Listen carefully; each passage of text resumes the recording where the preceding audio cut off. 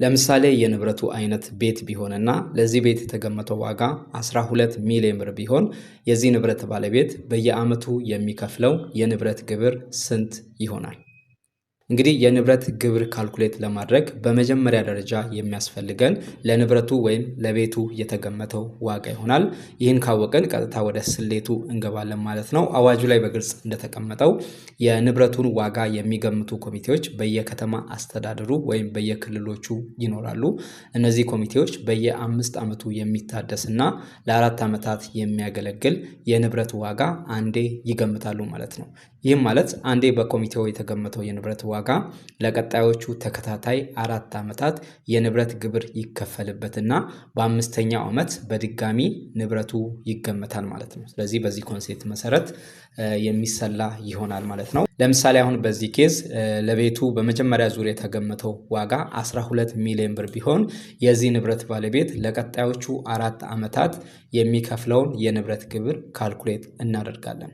እንግዲህ የተገመተውን የንብረት ዋጋ ካወቀን በቀጣይ ታክስ የሚከፈልበትን ዋጋ ማለትም የአጠቃላይ የንብረቱን የተገመተውን ዋጋ 25% እንወስድና እሱን በመጠቀም ካልኩሌት እናደርጋለን ማለት ነው።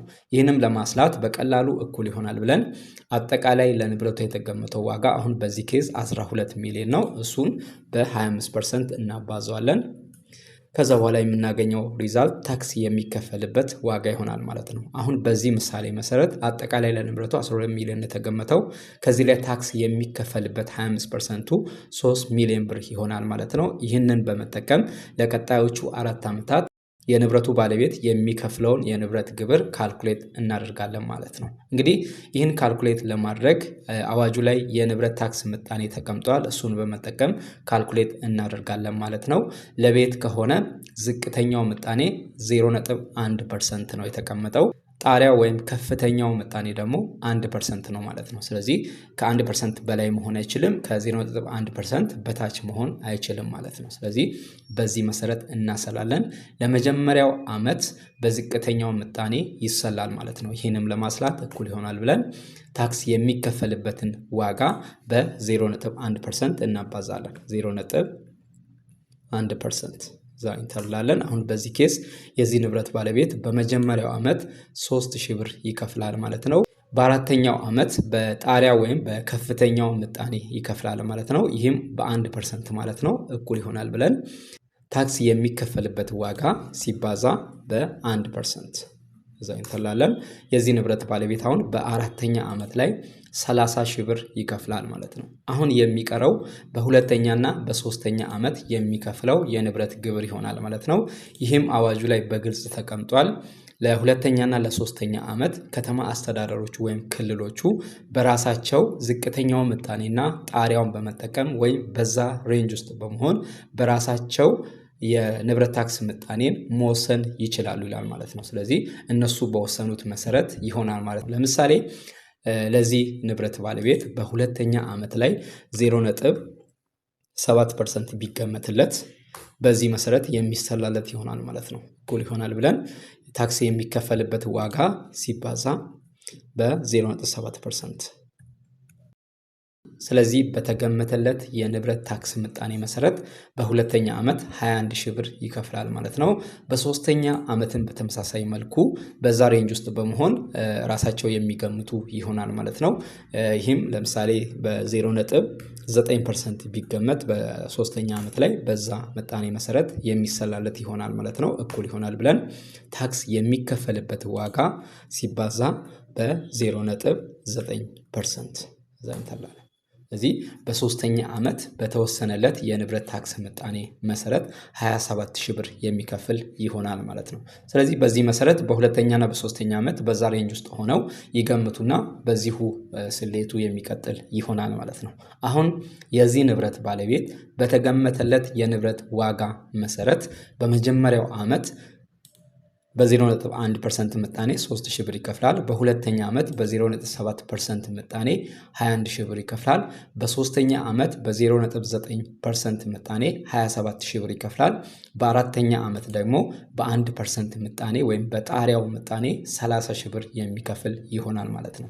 ልክ አራተኛ ዓመት ላይ ይህን ከፍሎ እንደጨረሰ ለንብረቱ ባለቤት በአምስተኛ ዓመት ላይ ንብረቱ ድጋሚ ይገመትና ስሌቱ በተመሳሳይ መንገድ የሚቀጥል ይሆናል ማለት ነው።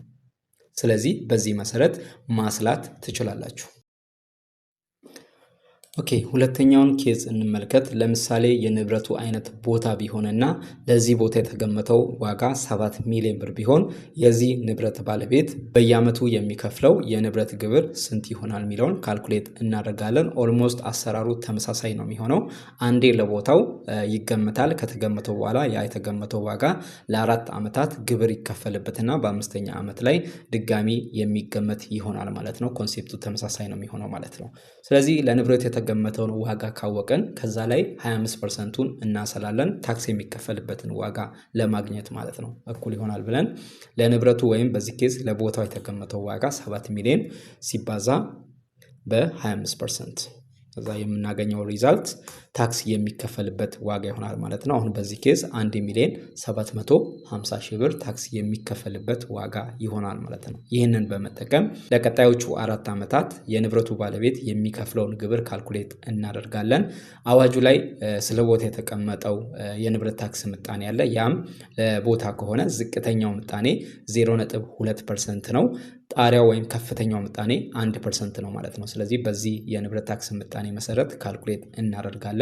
እኩል ይሆናል ብለን ታክስ የሚከፈልበት ዋጋ ሲባዛ በ0.2% በዝቅተኛው ምጣኔ ማለት ነው።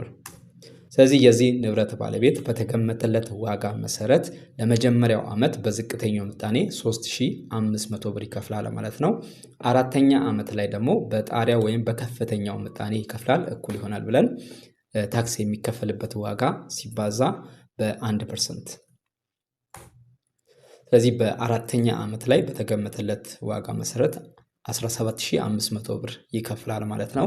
በተመሳሳይ መልኩ ለሁለተኛና ለሶስተኛ ዓመት ከተማ አስተዳደሮቹ ወይም ክልሎቹ በራሳቸው የንብረት ታክስ ምጣኔ ይወስናሉ። በዚህ ሬንጅ መሃል በመሆን ማለት ነው። በዝቅተኛው ምጣኔ 0.2% እና በጣሪያው ምጣኔ 1% መካከል በመሆን ማለት ነው። ለምሳሌ አሁን ለዚህ ንብረት ባለቤት ወይም ለቦታው ባለቤት በሁለተኛ ዓመት ላይ 0.5% ቢገመትለት በሱ የሚሰላለት ይሆናል ማለት ነው። ታክስ የሚከፈልበት ዋጋ ሲባዛ በ0.5% በተወሰነለት የታክስ ምጣኔ ማለት ነው።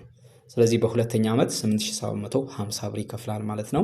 በተመሳሳይ መልኩ ለሶስተኛ ዓመትም ቢገመትለት ለምሳሌ 0.8% ቢገመት በሱ የሚሰላለት ይሆናል ማለት ነው። እኩል ይሆናል ብለን ታክስ የሚከፈልበት ዋጋ ሲባዛ በ0.8%። እዚህ በሶስተኛ ዓመት ላይ በተገመተለት የንብረት ታክስ ምጣኔ መሰረት 14000 ብር ይከፍላል ማለት ነው። ስለዚህ በዚህ መሰረት ስሌቱ ይሆናል ማለት ነው። በተገመተለት ዋጋ መሰረት በመጀመሪያው ዓመት ወይም በአንደኛ ዓመት ላይ በዝቅተኛው ምጣኔ የዚህ ንብረት ባለቤት 3500 ብር ይከፍላል። በሁለተኛ ዓመት ከተማ አስተዳደሮቹ ወይም ክልሎቹ በወሰኑለት የታክስ ምጣኔ መሰረት 8750 ብር ይከፍላል። በሶስተኛ ዓመትም በተመሳሳይ መልኩ በተገመተለት የንብረት ታክስ ምጣኔ መሰረት 14000 ብር ይከፍላል። በአራተኛ ዓመት በጣሪያ ወይም በከፍተኛው ምጣኔ 17500 ብር ይከፍላል ማለት ነው። ልክ የንብረቱ ባለቤት አራተኛ ዓመት ላይ ይህን ከፍሎ ሲጨርስ አምስተኛ ዓመት ሲመጣ በድጋሚ ንብረቱ ወይም ቦታው ድጋሚ ይገመትና በተመሳሳይ መልኩ ስሌቱ የሚቀጥል ይሆናል ማለት ነው። ይህ ካልተሻሻለ በስተቀር እንግዲህ የሚኒስትሮች ምክር ቤት ናቸው ውሳኔውን የሚሰጡት። እነሱ ይህንን ውሳኔ ወይም የንብረት ታክስ ምጣኔውን ካላሻሻሉት በስተቀር በተመሳሳይ መልኩ ስሌቱ የሚቀጥል ይሆናል ማለት ነው። አንዴ ይገመታል፣ ለቀጣይ 4 ዓመታት ያገለግልና ወይም ታክስ ይከፈልበትና አምስተኛ ዓመት ላይ ድጋሚ ይገመታል። ከተገመተ በኋላ በዛ ስሌት መሰረት ይቀጥላል ማለት ነው። ስለዚህ በዚህ መሰረት የሚሰላ ይሆናል ማለት ነው። አይ ቲንክ ግልጽ ይመስለኛል። ግልጽ ያልሆነ ነገር ካለ ከታች ኮሜንት ላይ ጥያቄያችሁን ማስቀመጥ ትችላላችሁ። ለመለማመድ ከፈለጋችሁ ይህንን ይህንን የኤክሴል ፋይል የቴሌግራም ቻናላችን ላይ አስቀምጥላችኋለሁ። ከታች በምትመለከቱት ሊንክ የቴሌግራም ቻናላችን ጆይን በማድረግ ፋይሉን ከዛ ላይ አውርዳችሁ ፕራክቲስ ማድረግ ትችላላችሁ ማለት ነው። ለዛሬ የነበረን ትምህርት ይህን ይመስላል። ለቻናላችን አዲስ የሆናችሁ ፕሊስ ቻናላችንን ሰብስክራይብ በማድረግ ቤተሰብ ይሁኑ። ይህ ትምህርት ብዙዎችን ሊጠቅም ስለሚችል ሼር በማድረግ ተባበሩን። እናመሰግናለን። መልካም ቆይታ፣ መልካም ጊዜ